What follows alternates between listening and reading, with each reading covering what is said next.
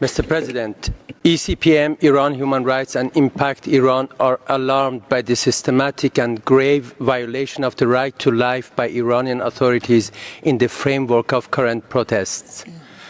خدانورلجه, a 27-year-old Baloch man who, like many Baloch, had been denied national ID documents, was shot on September 30 Zahdan protests.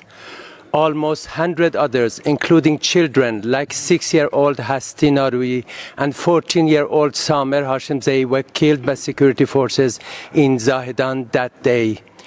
These are just a few of the at least 416 people, including 51 children, killed since Iranian citizens took to the streets for their fundamental human rights denied by the Islamic Republic. Iran remains one of the top executioners in the world. More than 408